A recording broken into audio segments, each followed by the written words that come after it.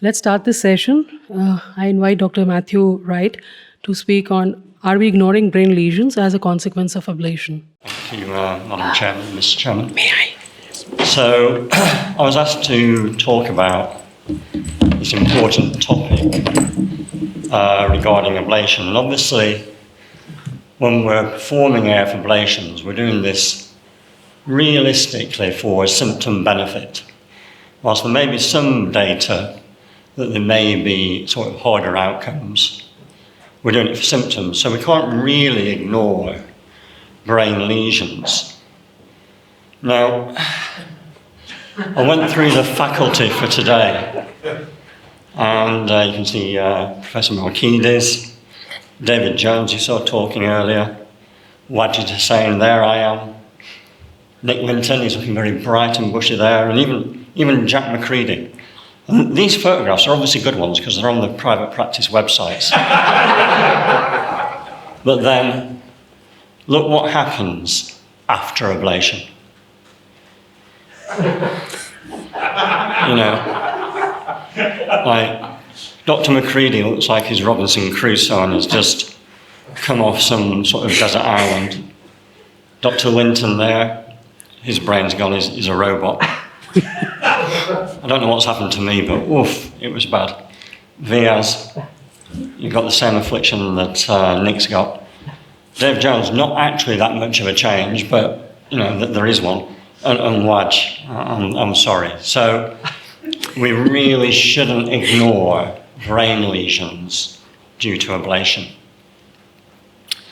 So, actually trying to get a little bit serious. If we look at cognitive impairment in AF, there's a lot of data showing that people with AF do have cognitive impairment. And there's a lot of potential reasons why this may be.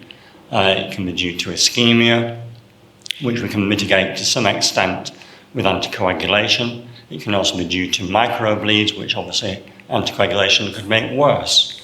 It could be due to hypoperfusion. And certainly improving rhythm control does appear to reduce cognitive impairment in AF. And so when we've got all these different aspects which are resulting in people having cognitive impairment in AF, it's going to make teasing out what these brain lesions that you can see on MRI actually mean post-ablation. And so really just sort of, there's a very good review if anyone wants to read. If anyone's really interested, there's a really good review in Nature on this, about all different things that can lead to cognitive impairment in AF. And these are the people that you're going to be seeing in your clinics: excessive alcohol consumption, heart failure, diabetes. So these are the sort of things that make people symptomatic from their AF, and they're also the ones which lead to cognitive impairment. If we look at Framingham data, and I remember that John Campbell says you've always got to have some Framingham data if you give a talk like this, it's clear that the people with AF do have cognitive impairment. But this is just having AF. This is not having done an ablation. This is just if you have AF. And so there's been various meta-analyses, but not to sort of ram home the point too much, it is clear that if you have AF, there is a tendency that you're going to have some cognitive impairment. And if you look at subgroups, men fare worse than women, and that was another reason why I only put male electrophysiologists on that first slide rather than any female ones. So it's worse for men than women. And also, if you look at the age at which cognitive impairment is important, AF as a sort of an independent factor is really in the younger age group. As people get older and the background amount of cognitive impairment increases, the relative effect of AF becomes less. So what are these silent clinical ischemic episodes that you can see on a cardiac MRI? How does that relate to the cognitive impairment of patients with AF? Well, certainly if you don't have AF and you don't have any infarction, there's your baseline. if you don't have infarction with AF, you don't seem to have any problem. If you don't have AF, but you do have these lesions, you're more likely to display cognitive impairment. And if you have AF and these, you're certainly more likely. But it's a relatively small treatment effect. And this is a patient who's got paroxysmal AF, Chagas score 0, hasn't had an ablation. And you can see there's lots of these little white lesions distributed throughout. And this is someone without cognitive impairment, in this example, with AF, without an ablation. So when we start discussing, are these events important or not important, well, I think it's important to know what the background is. Also, what are we actually talking about? Depending on which MRI sequence you look at will determine how many of these you see. So if you just use diffusion-weighted imaging and the map on the ADC map, you're going to get fewer lesions than if you use a T2 flare, which you need to do at least a day after the ablation or even 2 days afterwards. So the number is going to change depending on how you image them. So if we look at the different technologies, clearly there's a lot of data saying that certain technologies have more of these lesions, mainly the phased array RF ablation, than others. But does it really matter? There was a lot of work around 2010 to 2014 comparing technologies. These are, in some ways, very easy to do. You do an ablation, and then you do an MRI of someone's brain afterwards, and you count some little white dots. So they were very easy studies to do, but what did it all mean? It created quite a lot of anxiety, I would say, within the community. We're creating all these lesions, what should we do about them? Certainly there was things that people looked at, such as, are we on continuous anticoagulation? Do we do interrupted DOAC versus uninterrupted DOAC? How many times do we cross the septum? Do we have irrigation or not irrigation? Should we cardivert or not cardivert? And now, a few years on from the hysteria, we can see that most of these things make absolutely no difference. Continuous anticoagulation seems to make a difference, but certainly the cardioversion and the sheath crossing doesn't seem to make any difference now. So, are we ignoring these? I would say probably not. I think if you're a careful operator, and I'm sure most people are careful operators, and you're maintaining your ACT over 300, you have a system in terms of how you're bridging your anticoagulation or doing it on continuous anticoagulation, you are probably, and you've got good sheath management, you aspirate, you flush with saline, you are going to avoid a lot of these events that you can see. So I don't think we are ignoring them. But are they important? Or is it just something that we can measure and can look at?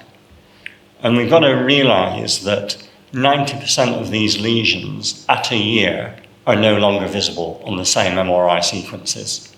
So it's only up to 10% that will remain. And whenever they've looked at very detailed neuropsychological assessment of patients, pre and post ablation, there's actually no difference. And there's no difference between if you have a lesion or you don't have a lesion. You have an ablation, you don't have a lesion.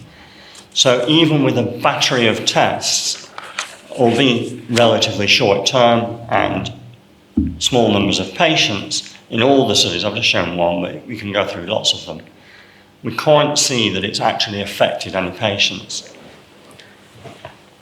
So how can these occur? Like I said, it's really due to sheath management and how you do the procedure, what type of technology you can use, but are you using it well? And also how quickly you're doing the procedure. The longer you're in the left atrium for, potentially the more chance you have of creating these lesions. So just, if people are careful, have a good workflow and move rapidly throughout the case, you're going to do all that you can do to minimise these lesions. So, how important is it? I don't think anyone really thinks it's that important. Catheter ablation is just one of the things that could affect the risk of dementia or cognitive impairment, but it can affect it both positively, in that we know that if you're in sinus rhythm, you're going to do better than if you're in AF, and there's a lot of data behind that, but it possibly could work in the opposite direction, in that we don't really know what the long-term consequences of these lesions are. The longest studies that I've found have only looked at a year, and like I said, 90% of them are no longer visible, whatever that means. And probably we're only going to find out in 10 or 20 years. So, cognitive impairment does occur with AF. It's more noticeable in men rather than women. It affects younger patients more than older patients, but that's really because the older patients have got a high background rate of cognitive impairment. If we want to minimise them, make sure you do very good peri-procedural anticoagulation.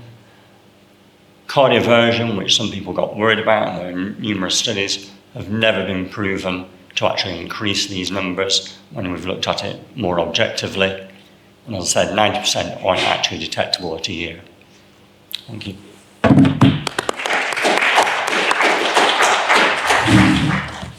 Thank you very much indeed, Matt. In the interest of time, we need to just keep questioning to a bare minimum. Any quick questions? Please. Do the patients that have the vanishing lesions do that? It's hard to say, because the ones who don't have the vanishing lesions don't do worse.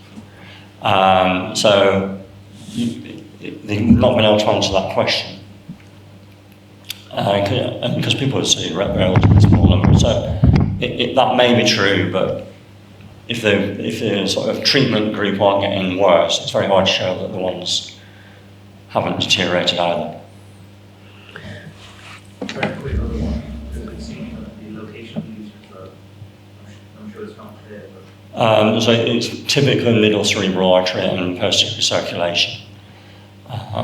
But again, you know, what this means other than it's easier. Like if you use a 3T MRI, you get more than if you use a 1.5T MRI. So I don't think anyone really knows what it means, but certainly there's no data to show that it is deleterious.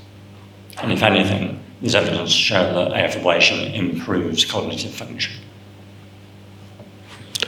On that very positive note, thank you very much. If that's okay, we'll move on to our next speaker. It's my great pleasure to introduce Francisco Leiva, who is going to talk to us about high-energy devices in octogenarians. Thank you so much. Thanks very much, V.S. Before I start this talk, I'd just like to put two questions to you. If you were 80 in your 80s and you had terminal cancer and you had an ICD, would you have it turned off? Can we have hands up? 1, 2, 3. Most people do. Yep.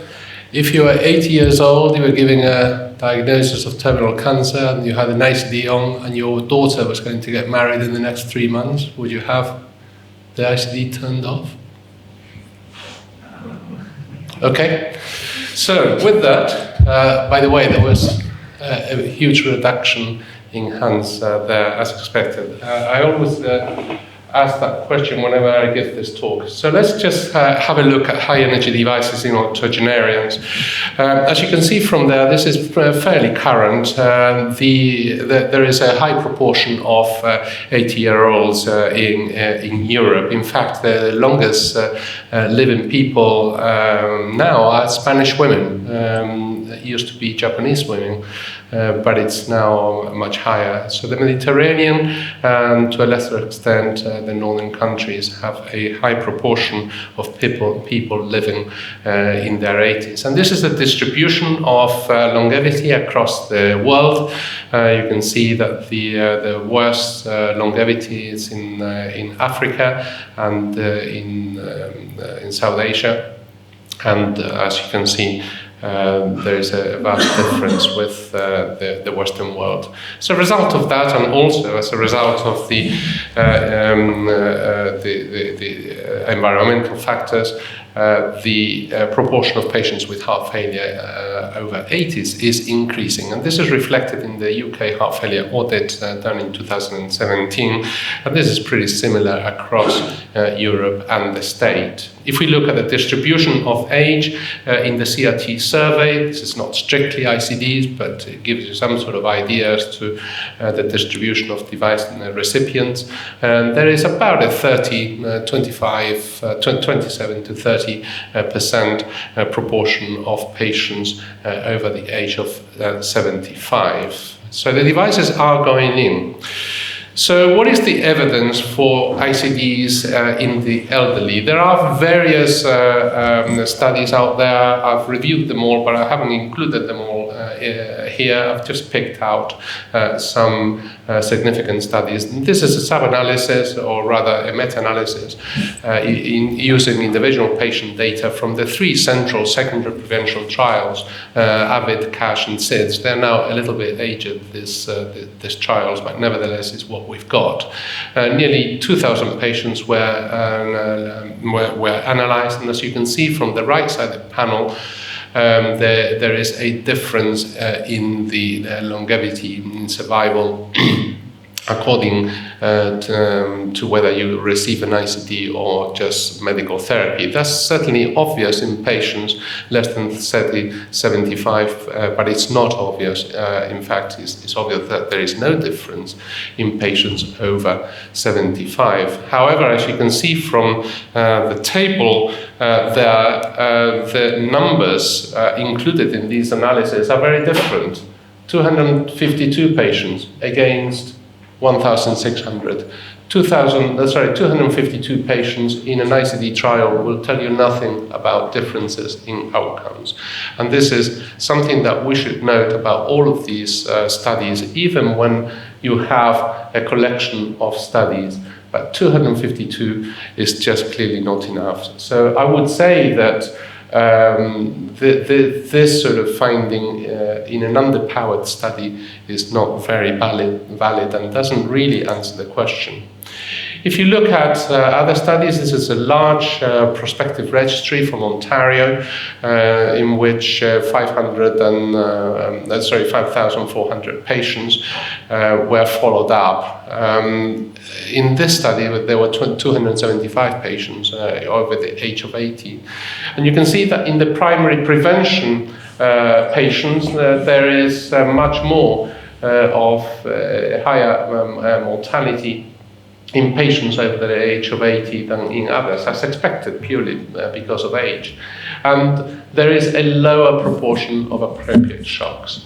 That trend seems to apply also to patients with secondary prevention. So yes, there is a difference, but if you look at the total appropriate shocks in populations over 80, it's not insignificant. We're talking about a 10% at 1 year. Remember that the consensus for implanting an ICD in HOCM patients is 1.2% per year, to give you some sort of idea. This is clearly much higher. So yes, although there is a difference between the subgroups, we're still left with quite a high incidence of sudden cardiac death and arrhythmias.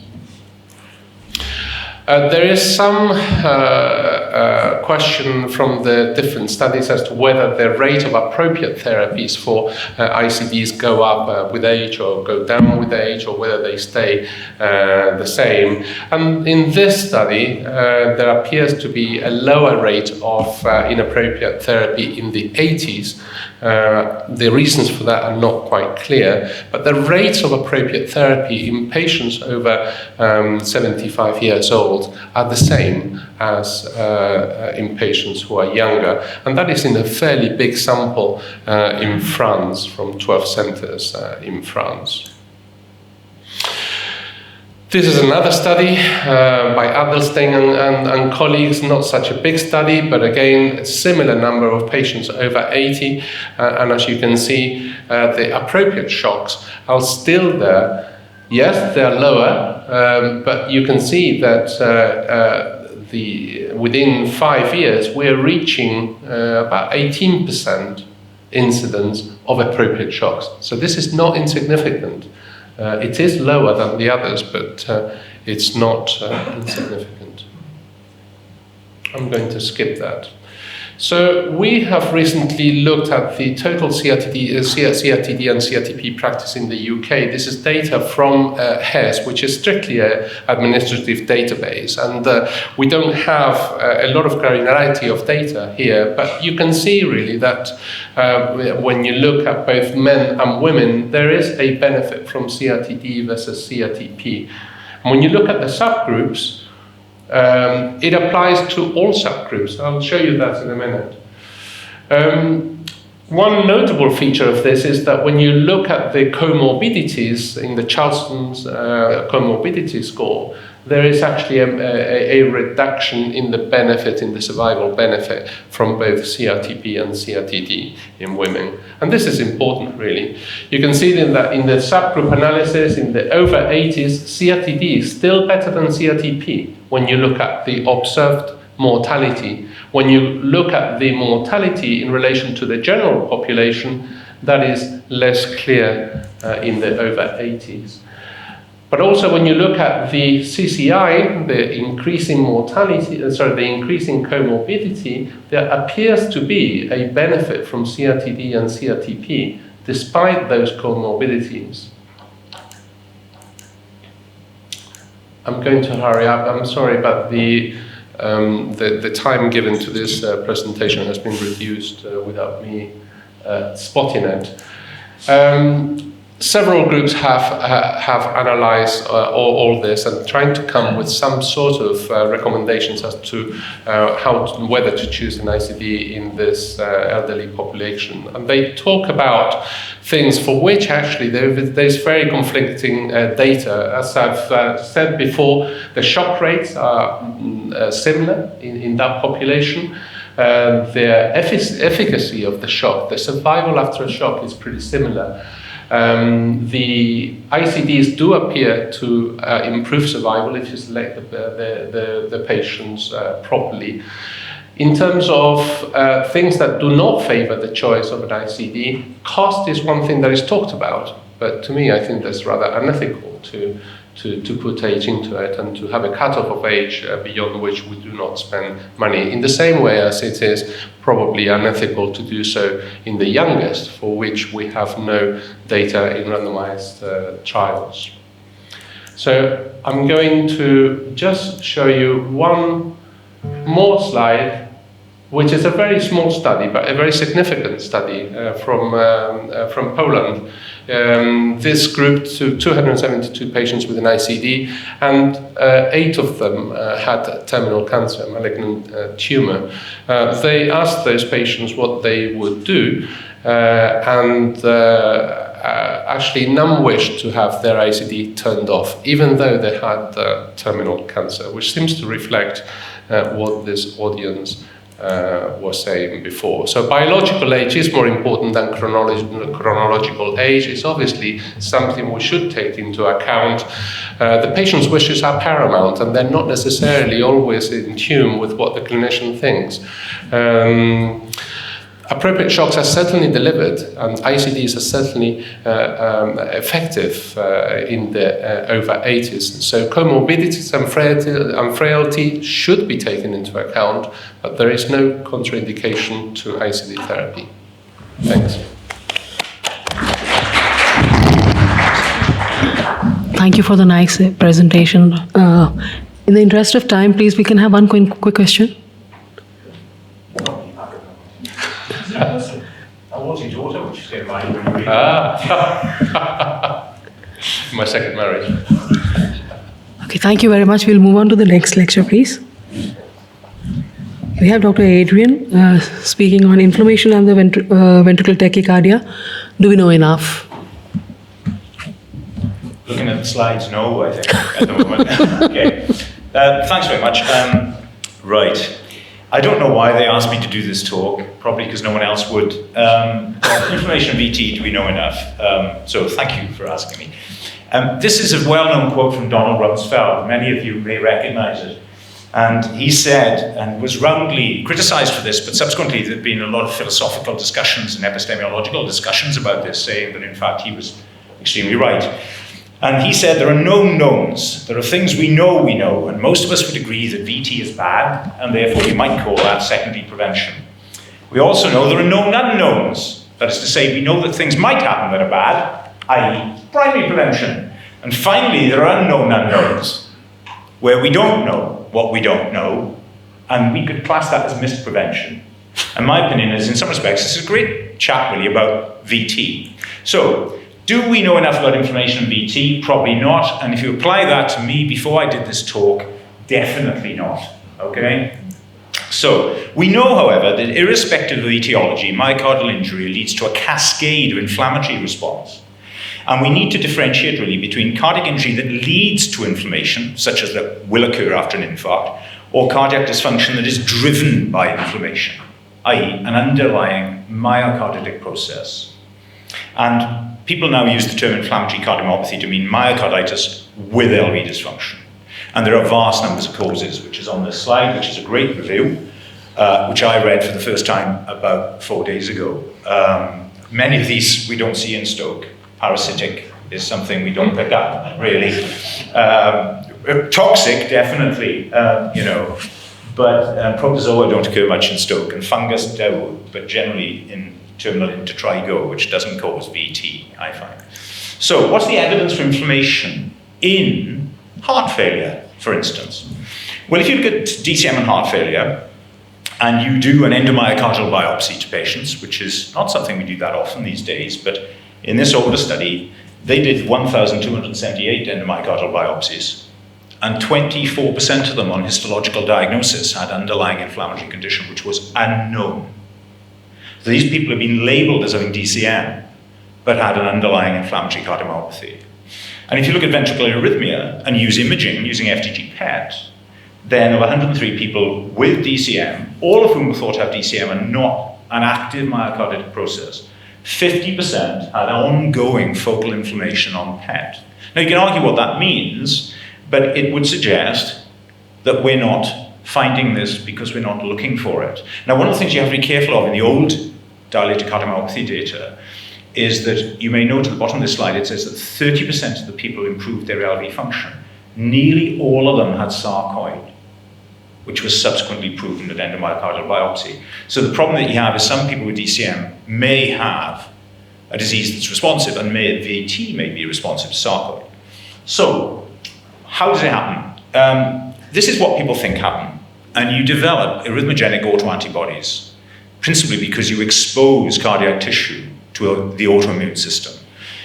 And there are calcium channel ones which can cause ventricular arrhythmias, sodium channel ones which can cause ventricular arrhythmias, potassium channel ones which tend to cause ventricular arrhythmias, and sodium channel ones which seem to be mainly implicated in the pathogenesis of congenital heart block and autoimmune congenital heart block.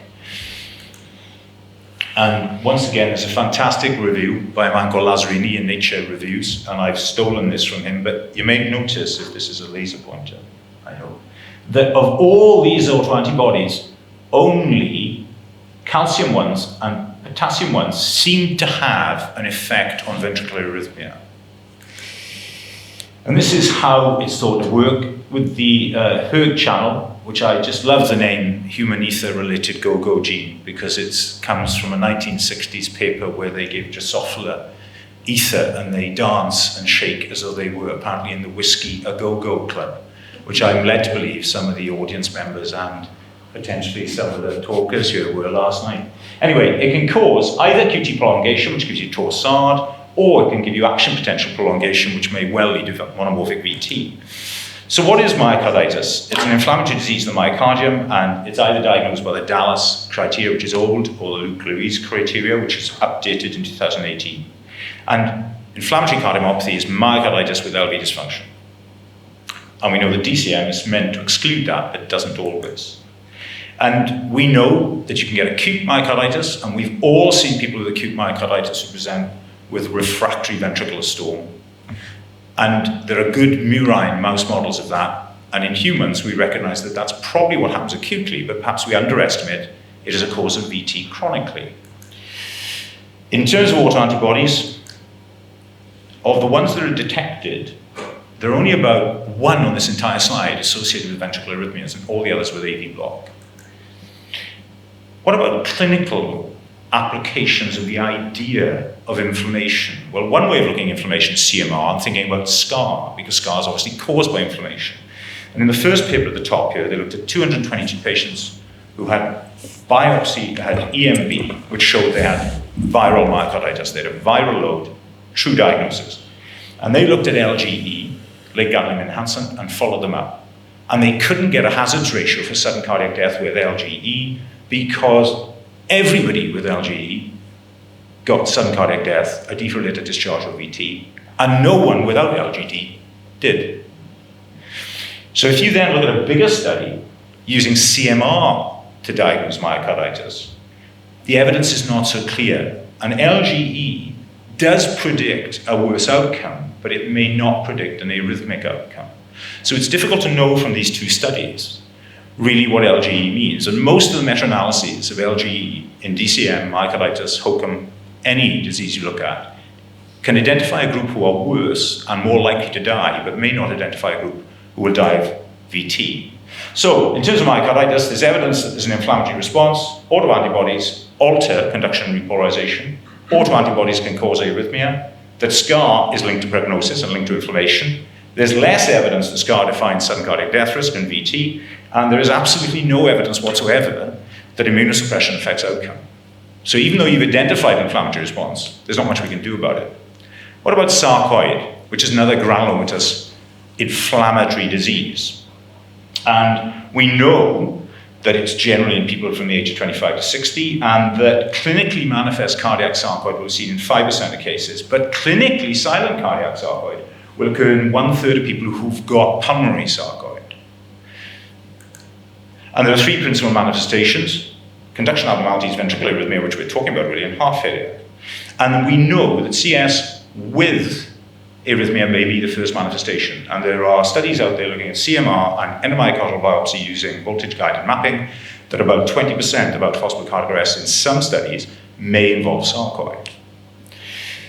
So, rather more embarrassingly, 3% of transplanted hearts have sarcoid that was undiagnosed.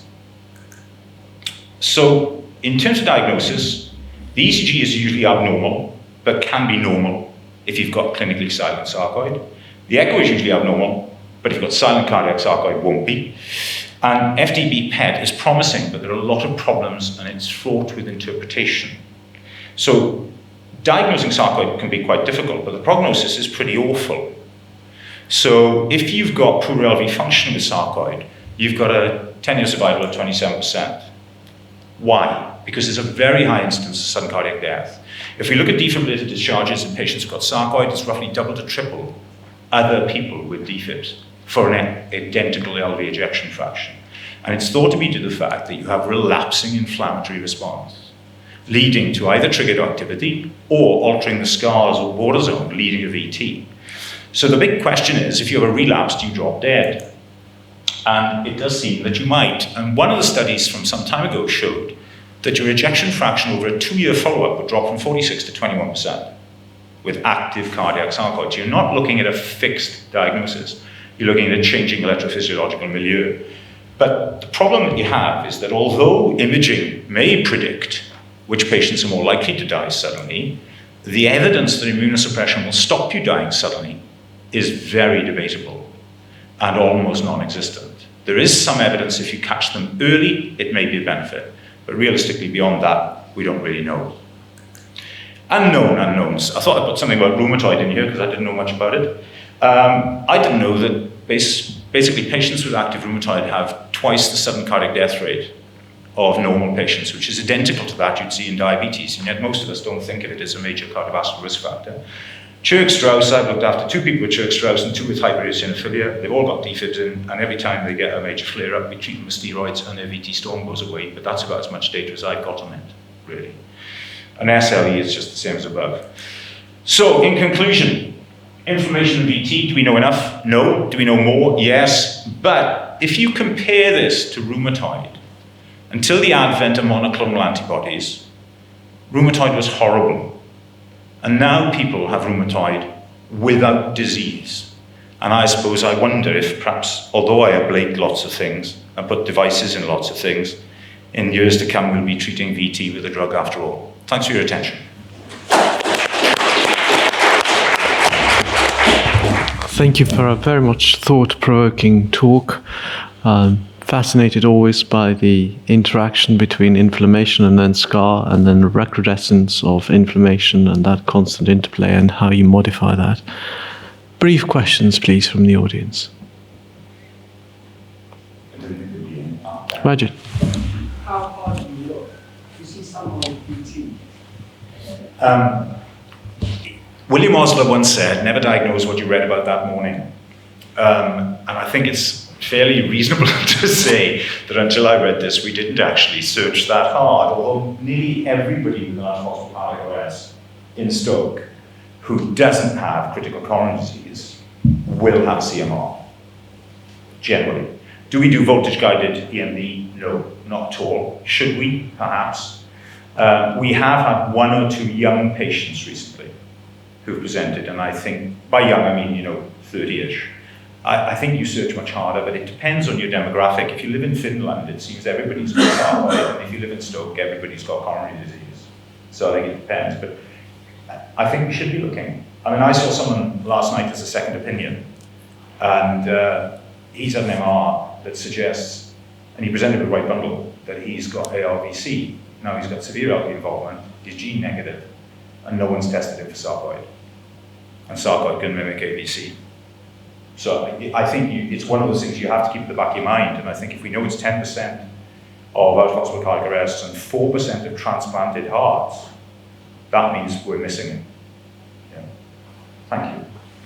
Thank you very much indeed. It's my pleasure to introduce the next speaker, Nick Linton, who's going to talk to us about whether VT ablation actually confers a mortality benefit. Thank you for asking me to speak.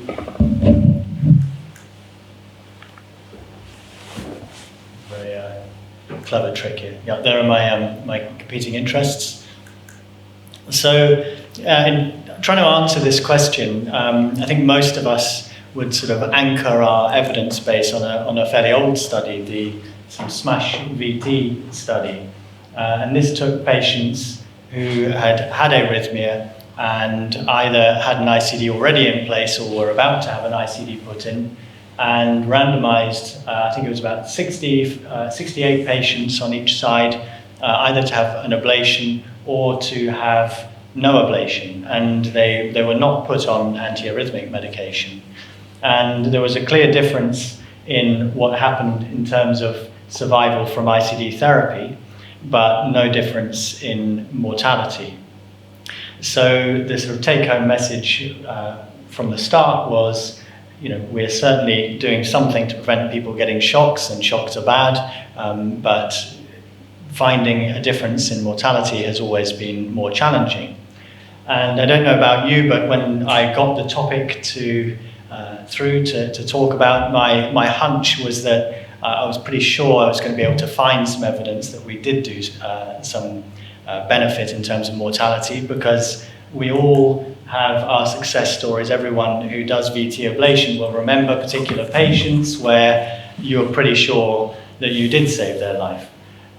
So we all have that sort of nice moment that we save up and present at conferences. So here we sort of terminated the VT with one lesion, and then we will go on and do some substrate modification. And as you know, we like to use the ripple mapping. So on the left is the pre-ablation map, and on the right is the post-ablation map, and this is in sinus rhythm, and what we're targeting is shown on the top. So we've got various sort of types of leg potential, and there are very many groups around the world who have been involved in developing this and trying to improve it and make it a more a more reproducible procedure. And so we feel when we've done this that we have hopefully done some good. And we have all had patients who come in VT Storm and leave alive when we're pretty sure they would have died. And I did find some evidence that supports this. So this is the sort of feeling I had on my inside. These are patients who have presented to a centre, and then they've either had medical treatment or they've had VT ablation. And there is a huge difference in their sort of event-free survival, and this included death as well. But the problem is that it was consecutive patients from a single centre who were not randomised. So although we may get that feeling, we then need to look further to see if there's any evidence that actually supports it. And probably the closest we get in terms of randomised trials is the VANISH study, which is shown here. And this was a study of patients who had arrhythmia and needed additional treatment. So they either had additional medical treatment or ablation, and that was the difference between the two arms. And the biggest difference was seen in patients who were already on amiodarone. So in the patients who were already on amiodarone, the escalating their medical therapy, for example with maxillatine, was not as effective as taking to the lab and doing ablation. On the other hand, patients who were not on amiodarone, and so that had that available as a new treatment, then actually did just as well as patients who had ablation. So for these patients, we've shown a benefit if they're already on pretty maximal therapy. But again, the problem is that in fact, when you look at the subgroup of patients on the left, if you look at the patients on the left and look at mortality, there was no difference. This is the sort of headline figure from a recent meta-analysis that was done to inform the 2019 VT guidelines. And I won't go through all of the studies, but if you look, so at the top, A, we have got ICD therapies, appropriate ICD therapies. B, ICD shocks. So, and you can see that the meta-analysis of the odds ratios favors ablation. So when you're looking at ICD outcomes, ablation improves, but all-cause mortality, again, no difference.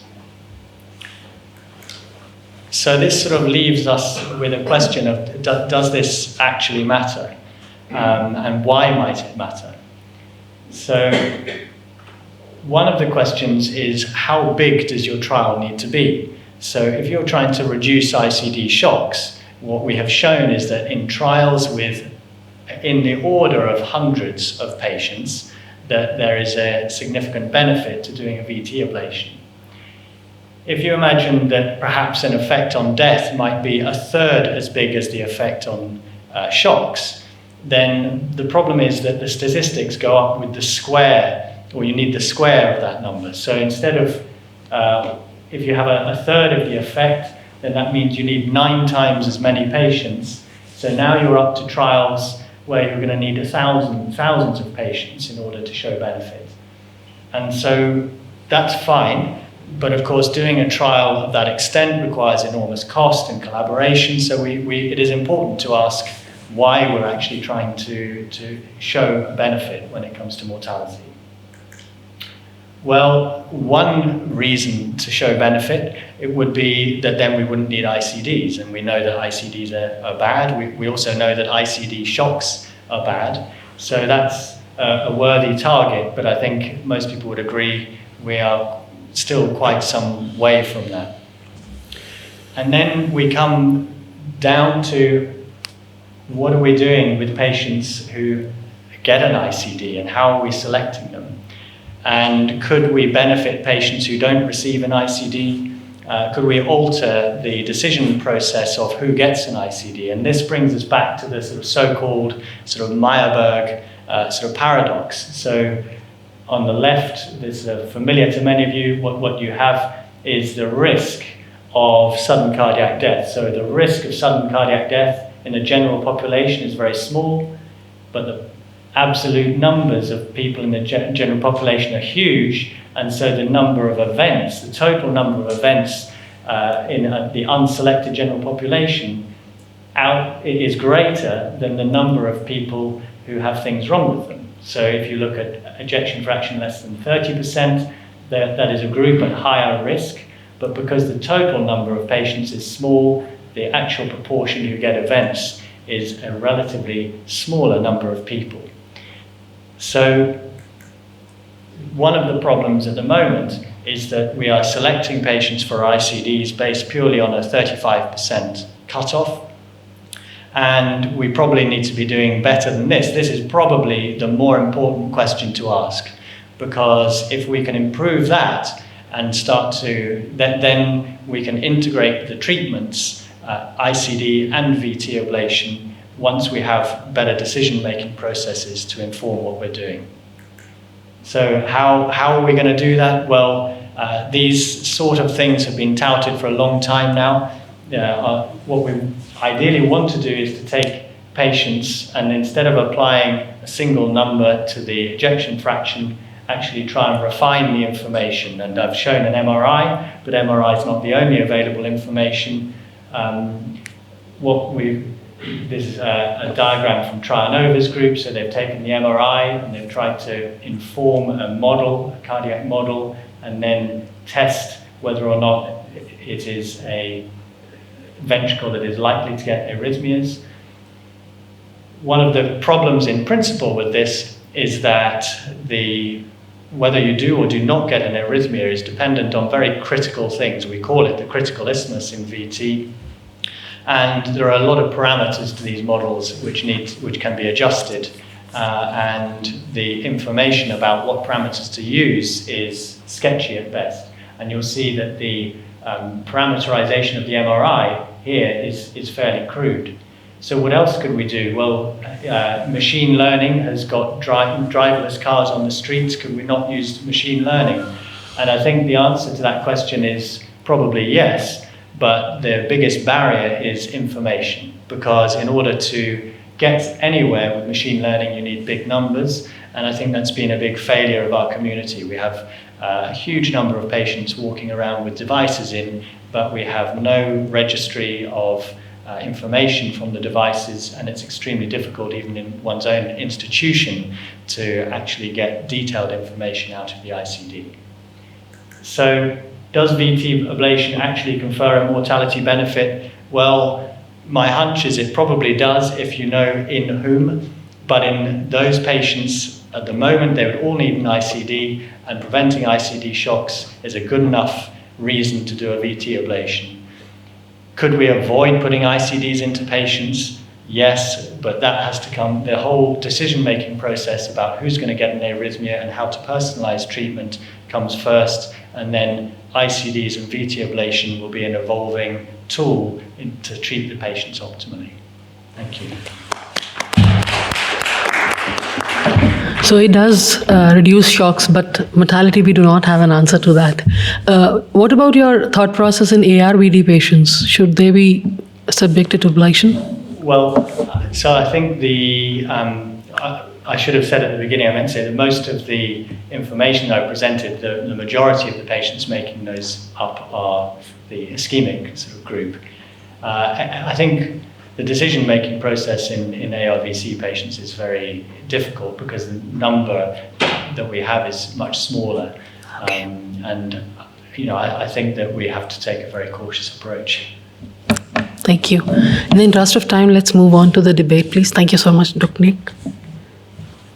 We have a debate.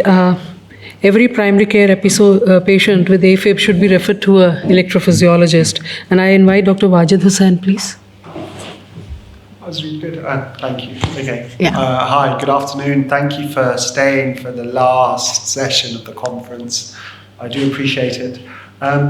So I was asked to talk about, should every primary care patient with atrial fibrillation should be referred to specialist EP services? So notice it says should, not can, maybe, possible. It says should. I actually think this debate is wrong. We shouldn't be discussing this in 2019. Yes, we shouldn't be discussing should, it should be how. Yes? And it's up to us as a community to make sure that we advocate for this. Because I think the case for it is unarguable. The only way that you can argue against it is resources. We'll talk about that in a minute. So the first thing I want to say is that specialist electrophysiology services does not equate to a consultant electrophysiologist. We're talking about EP services. So we're talking about the team. We're talking about arrhythmia nurses, physiologists, pharmacists, but also the infrastructure that goes around it. Yes? So the websites, the arrhythmia helpline, the information, all that stuff that goes as being part of a team and a service. Not just, I'm an electrophysiologist, I'm going to come and see a patient. That doesn't work. In this day and age, we're not talking about that. We're talking about the team and the service. So of course, this is all kind of abstract. So what about, you've got to remember, it's about the patient in front of you. So this is the classic thing. What kind of service would you want for your mother? So actually, I've always thought that's a slightly trite kind of statement to make. But about 4 years ago, it kind of happened to me. So my aunt, who's the closest thing I have to a mother, lovely woman, kind of typical Asian lady. She told me not to say her age, so late 60s, slightly overweight, hypertensive, arthritis. Said to me, so I go around every Sunday. She makes a beautiful lunch. So I'm there, and she goes to me, I can't get up to my allotment. Right? She goes, I just can't do it. I'm like, whoa, what's going on? Because she's going up to the allotment every single day for years, right? And that's her pride and joy. So my ears perked up and I thought, I wonder what's going on. So I said, have you been to see your GP? And she goes, yeah, he told me I'm just getting a bit old and I should lose a bit of weight. And I went, okay. So I thought, let me feel your pulse. Because I'm your nephew, I should do my job, make it feel like I'm doing something. So I felt the pulse. I went, you have atrial fibrillation. She goes, really? I go, yeah. She goes, what shall I do? I said, you should go and see your GP. So she went to see her GP, heart rate was about 90 at rest, and he said, you're a bit old, you're a bit fat, just have some anticoagulation, off you go. And so when she comes back, I said, so what did he say? He goes, I'm a bit fat, I'm a bit old, and I should just get on with it. I went, okay, did he give you anything else? He goes, no. But her heart rate kind of accelerates to 130 as soon as she does anything. I said, did he not give you any beta blocker? No, nothing. He's a very busy man. I don't want to bother him. I'll just put up with it. So I went, no, I'm not happy with this. So I went back to the GP with her and got her referred to her local cardiologist, who Dr. Clifford knows. And he said, right, you need bisoprolol. So he gave her bisoprolol, absolutely right. I wasn't with her because I'm very careful to say I'm your nephew. I'm not going to go with you. I'm not your cardiologist. And he comes back and says, he was very busy. The clinic was overrunning, and he didn't really say anything. He said, I just put up with it.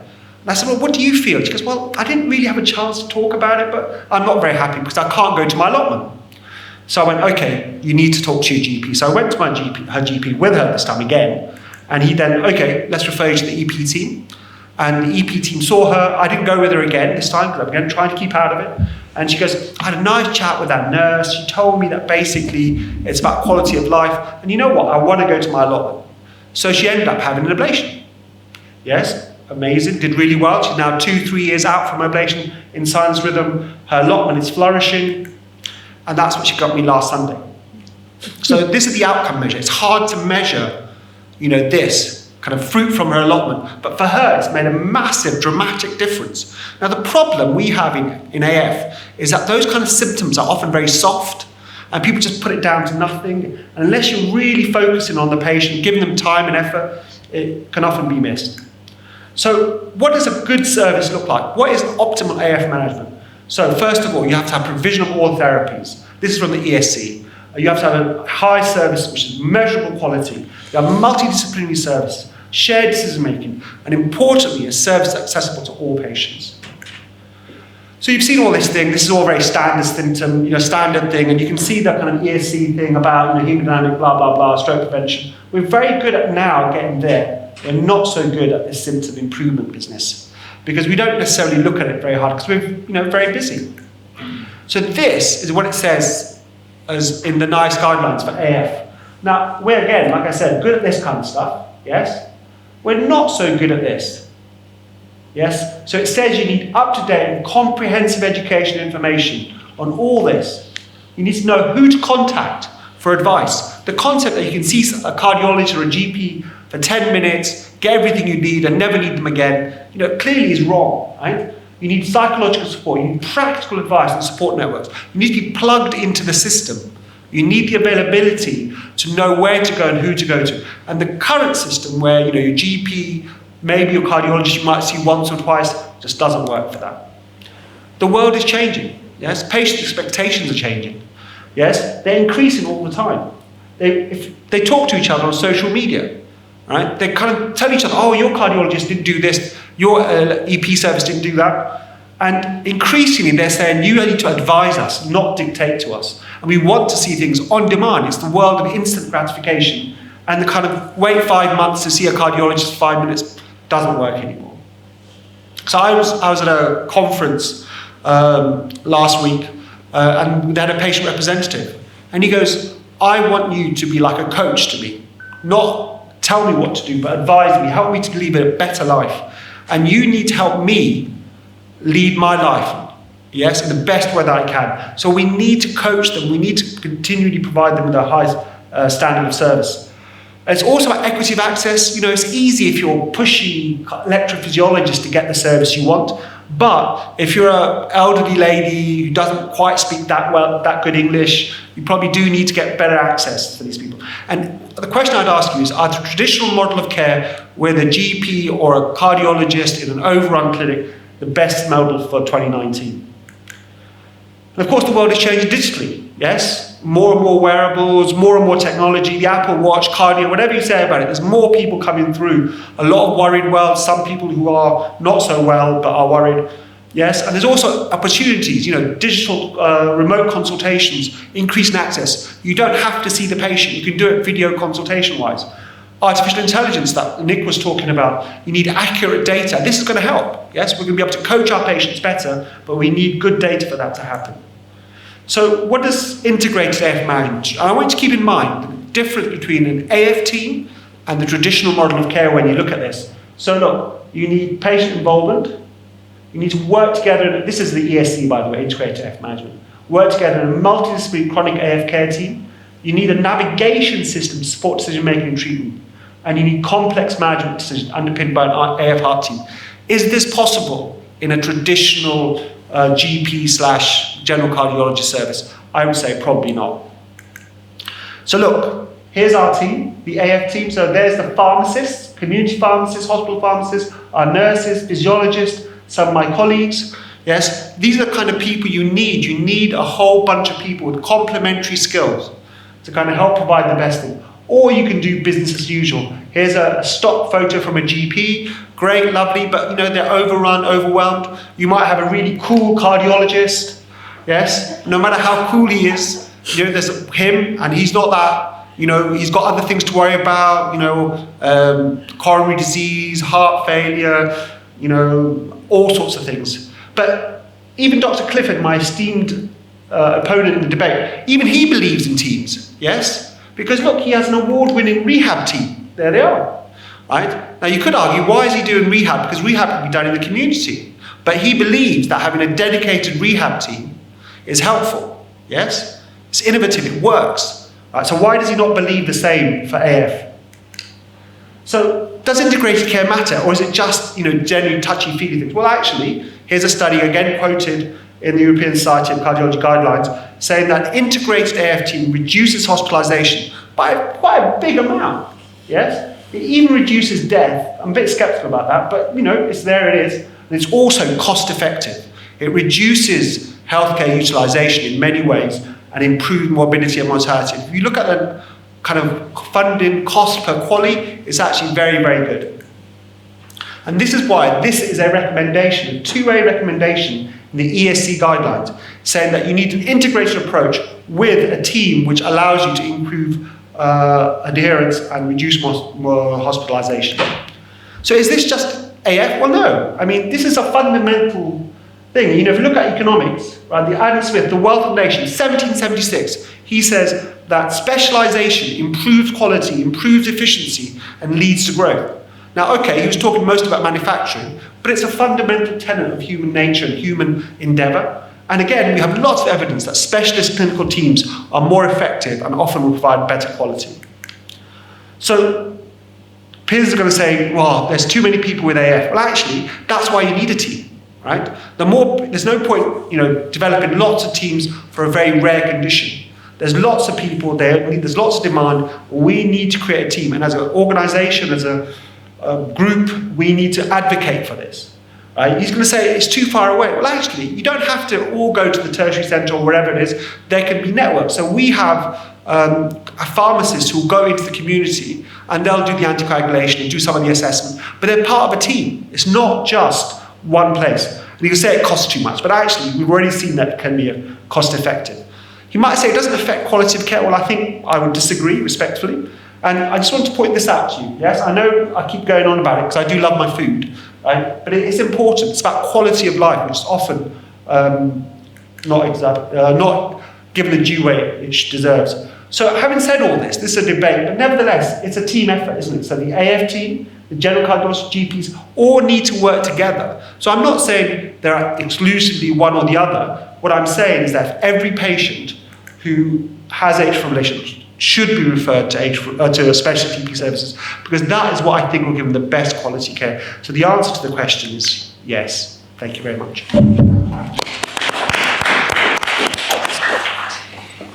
Thank you very much, Majid. We'll move straight on to you, Piers. Yeah. Thank you very much for coming. We look forward to your talk. I'm guessing that there's no one in the audience, in fact, because everyone has gone home to look at AF patients and their outpatients, or else they just couldn't be bothered. So, you all know this data. There's lots and lots of people with atrial fibrillation worldwide. There's 3.5 million in the US. There's probably going to be 8 million of them by 2050, so it's going to keep increasing. We know that AF increases the risk of stroke, heart failure, and dementia, and mortality, so it needs to be looked after properly. But it also causes lots of hospitalizations, and so we need to make sure these people, I'm agreeing with Wajid, are looked after properly. The question is, who is best to do that, and how can we manage it with our present resources? In the UK, according to Public Health England, we've got 1.4 million people living with AF, with a current estimate of prevalence of 2.5% of the population. More men are expected to be living it compared to with women. And there are 985 people we know have got it, but there's another 425 people living with undiagnosed AF. And I would argue that the EP doctors could be better employed trying to find and treat these people than doing lots of complex procedures on them which don't actually work. The prevalence of AF, we know, increases with age. Now, Wajid's granny or auntie, I think, fitted into this bit. She's female and in the 65, 69, unless she was lying, so she may be up here somewhere. Are we really going to send all these 240,000, 300,000 patients with prevalent AF up to an EP doctor when they may or may not want to go and may not have any symptoms and as long as they're on anticoagulation and their heart rate's slow, then we're probably doing the job. Even if we ignore the prevalent cases, and we look at the incident cases, a lot of the incident cases are in the 80 to 89-year-olds who may often be in care homes or sitting around on their sofa, not wanting to go down to the allotment just to make sure that Wajid does more dinner. So if we look at the overall workload pressure on EP doctors based on this, if the overall incidence in the UK is 1.7 per 1,000 person years, for Buckinghamshire, that'd be about 1,100 new cases per year, which would be 20 new outpatients per week, which I think is probably more than any EP doctor in the audience ever sees in a week. And if you actually wanted to ablate all those, it'd be 4 cases per cath lab working day. That's even been optimistic, because I'm not sure I've ever seen an EP doctor do 4 ablations in a day. And if they did, it'd have to be an extremely long day, assuming that even longer than 24 hours. And we need 4 interventional doctors to perform 2,000 coronary cases in 2 labs. And most of those are just angiograms. So I can't see how this workload would fit into either an EP doctor's diary or into the cath lab diary. We already know from the ancient AFFIRM study that rate control is better than rhythm control. So in most patients, or a lot of patients. So we could argue that as long as you can get good rate control, then you don't ever need to see anyone who is going to try and control your rhythm for you. And I would argue that's about the only role of an EP doctor in this zone. And even when you do refer them to an EP doctor to try and get control of the rhythm, it may work for a short period of time. But if you follow them up for longer, as we'll see later, it probably makes no difference to them having AF again. All we know is that they don't know they've got it anymore. In race 2, where you looked at people who were just going for rate control and looking whether you had the lenient or severe control of her heart rate, only 57% of the patients with AF in this study had any symptoms. A lot of them had palpitations, 34% had dyspnea, which is Wajid's aunt, but a lot of 43% of people would have still been able to get down the allotment. They weren't breathless, they didn't have any palpitations, they weren't even fatigued. So we've got to remember that a lot of patients, particularly the elderly, with AF, 43% of them do not have any symptoms. And if you really wanted to go for strict control rather than lenient control, the people with strict control, and this is the primary outcome of death, hospitalization, stroke, systemic embolism, etc., people with strict control actually did rather worse. So you could say that lenient control, rate control is okay. Lenient rate control is okay even in people with symptoms. Lenient rate control is definitely okay in people who haven't got symptoms. So the GP can manage to do lenient rate control and give them anticoagulation, and the job is mainly done in those patients who have no symptoms. So NICE, we've already heard, said that you should offer rate control as a first-line strategy to people with atrial fibrillation. So my argument would be rate control can be very adequately given mostly in primary care. Certainly a general cardiologist can do it. And if we're going down the line of a bigger team, my rehab team could certainly manage to consult with people down the telephone about their atrial fibrillation and ensure that they were given adequate rate control and anticoagulation. And that's particularly true now we've got NOACs, where we don't even need an anticoagulation clinic. So even NICE says, for whom a rhythm control strategy would be more suitable based on clinical judgment. Well, that depends on whose clinical judgment you're asking. I mean, if you ask the GP or a general cardiologist in an 89-year-old, I think they would say, let's just go for rate control and anticoagulation. From rhythm control, you should consider pharmacological electrical rhythm control for people with atrial fibrillation whose symptoms continue after heart rate has been controlled or for whom a rate control strategy has not been successful. So this even NICE is saying that you should go for a rate control strategy first and only go for any kind of rhythm control, even just with tablets, after that's failed. So we're already filtering out a lot of people here that don't really need to go to see the EP doctor, because I can certainly say that a GP could do most of this, and I definitely could. Radiofrequency ablation, which, as I've said, is about the only role for a specialist EP doctor in atrial fibrillation, is a treatment option for symptomatic patients with atrial fibrillation. So symptomatic, which is refractory to antiarrhythmic drugs, or where medical therapy is contraindicated. So this is the population now getting quite small that have symptoms and who haven't responded to drugs. And this is also agreed with in the AHA guidelines, that you need to have an ablation in the presence of symptoms generally considered after at least once the antiarrhythmic medication has been tried and proven to be ineffective. So all the guidelines are agreeing that patients generally can be treated with rate control first. If rate control doesn't suit them or it's not working, then you can try for a rhythm control strategy with drugs, and then after that, ablation can be considered, and that might be the moment you refer them to the EP doctor. Similarly, if you look at symptomatic AF, there's a 2A indication for ablation for persistent and paroxysmal, but for long-standing AF 2B, there's not really an indication to go straight for ablation, or you can go after drugs. So for long-standing AF, which is the big proportion of patients in the community at the moment, I certainly wouldn't say that patients with long-standing AF should have to go to an EP doctor to get information that they're already being correctly treated. So if you do go down the ablation line, if we're assuming that that's the role of the specialist EP doctor, there is some evidence. So I would have to say that a catheter ablation is better in terms of reducing your first time to another tachyarrhythmia. But you can see that even with radiofrequency catheter ablation, this is what all of us interventional cardiologists know, who see most of the AF patients and then refer them on, and they come back about, not that long after, in fact, less than a year, 40% of them have got their AF back. Antiarrhythmic drugs are slightly worse at that, but not hugely so, in fact. Even in the MANTRA-PAF study, which is a relatively low-risk bunch of patients, if you look at their NYHA or 1 or 2, their CHA2DS2-VASc scores are all in the nil or ones. I don't know how they found these people. They've got virtually no underlying cardiovascular disease, which is what the CHA2DS2-VASc score shows you, and they certainly haven't got any much evidence of heart failure. So this is a really, really, really low-risk population. Ablation does sometimes get rid of your AF again, but you've got a lot of people, you can see here, these are the blue people. There's a lot of people actually who've got 100% AF after catheter ablation. That's a pretty good treatment. Definitely worth referring them to their EP doctor for that. And if you look at the freedom from AF in total, in the antiarrhythmic drug group, there was 71% of people who were completely free of AF and 86% in the ablation. So there's no doubt ablation is slightly better, it's got a p-value, but 71% of people at 5 years with PAF could be controlled with antiarrhythmic drugs, which I would, again, claim that certainly an ordinary jobbing cardiologist could give, probably my rehab nurses could give, and almost certainly their GP could give. So if we move off, if we're now assuming that only symptomatic AF people at worst need to come to see an EP doctor, and that's probably symptomatic people with PAF, could we increase their market and actually give them something to do by getting them into the asymptomatic AF market? Will they live better? Will he live longer? Will he live longer and better? Well, if you look overall in terms of performance measures, ablation probably does improve your VO2 max, it lowers your peak heart rate, it can increase your ability to exercise on the treadmill in terms of METs.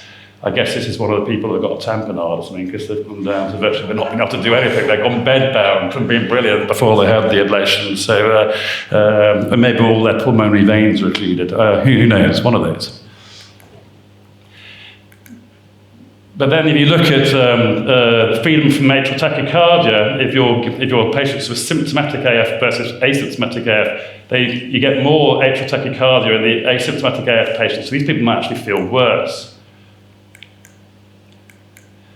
So symptomatic AF patients, in addition, do get an improvement in their symptoms. So this is Wajid's auntie again, who can now manage to get down the allotment when she couldn't before. Most of the quality of life things improve: blacks before ablation, whites after ablation. So again, I'm not disputing that patients with symptomatic AF, like Wajid's auntie, deserve this treatment. If you look at the patients with asymptomatic AF, pretty much no difference. They couldn't get to the allotment before, they won't get there now.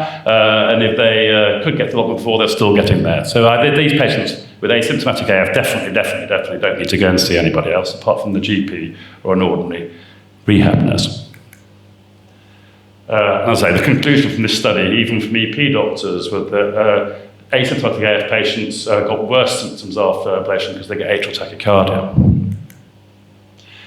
So, onto the big trial, which was supposed to show that ablation worked compared to giving antiarrhythmic therapies, the Cabana trial. I'm sure all the EP doctors in the audience will know this. Normal endpoints of all-cause mortality, stroke, bleeding, cardiac arrest. Normal kind of patients that you'd get, but they've all had rhythm or rate control drugs up front, greater than 2 rhythm control or rate control drugs up front. This is important in that, like a lot of these studies, it's also true in angioplasty studies, that some of the patients in the ablation group, about 10%, weren't ablated. Some of the patients in the drug therapy group, a lot of them, nearly a third, were ablated. So it's not an absolutely pure trial of looking at ablation versus drug therapy. Normal kind of characters. Relatively higher risk group now, in that a third of them have got class 2, 3 the 50-60% have got heart failure, a lot of them are dyspneic, got the normal kind of comorbidities that you get with AF. The primary endpoint showed no difference. P 3.003 for death, disabling stroke, serious bleeding, cardiac arrest. So these are patients that have been put into a trial, probably given ablation by good quality doctors, and there's no difference in just giving them anti-arrhythmic drugs, which is what all of us jobbing cardiologists and most GPs know. All-cause mortality, which is the thing a big after, absolutely no difference. And particularly in the long-standing persistent group, there is absolutely no difference on the line of equality. So you could definitely say that long-standing persistent AF patients with or without symptoms probably are not going to benefit from ablation, and therefore probably not going to benefit from an EP doctor. As obviously, if you do it per protocol, as in if you look at all the patients who were actually ablated and all the actual people who stayed in the anti-arrhythmic drug group, then ablation is slightly better. So I'm not disagreeing that ablation has its uses, but it has its uses in highly selected individuals. And that's pretty much what the Cabana trial concluded. And if you look at the early and late procedural success of ablation, this is the thing that, again, as general cardiologists know quite well, is that if your early success is relatively high for paroxysmal and slightly lower for non-paroxysmal and okay for mixed, late success, non-paroxysmal, 41.8. I mean, why are we doing this procedure? And that's success based on the return of tachyarrhythmia, and that's when most of you only look at an ordinary ECG because you don't want to do this, because you'll find that everyone's got it back, and then you definitely will be out of a job. In fact, then we might be able to better employ you going to help with community screening for asymptomatic AF and actually getting them on anticoagulants, which actually might save some lives, and actually getting them on beta blockers, which might make them feel better. So in conclusion, really, only 57% of patients have symptoms. 71% of them can be controlled at 5 years with antiarrhythmic drugs.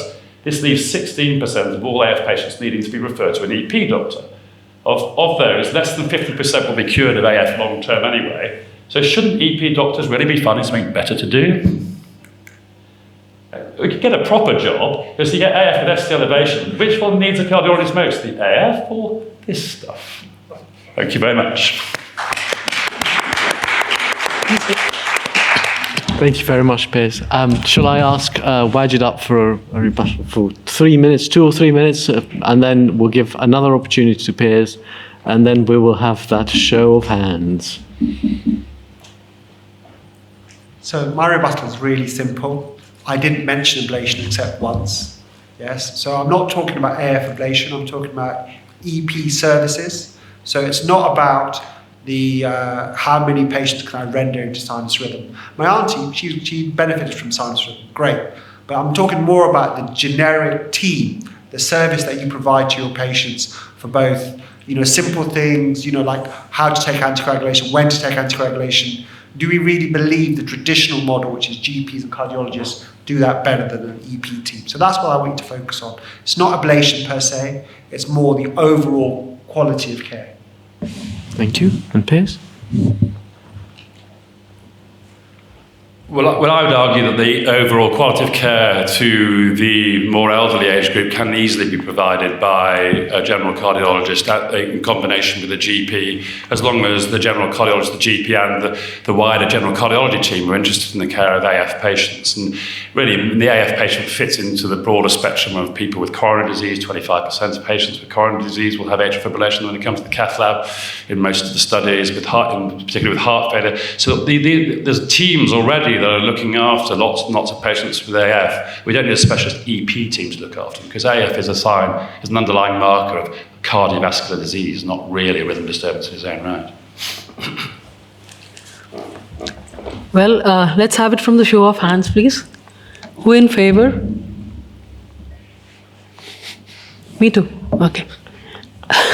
Who in favor of not referring to an EP, atrial fibrillation? I think, what do you say? It's a tough call. It would have to go to a paper vote. I think both speakers did a wonderful job, and we close the session with this. Thank you so much.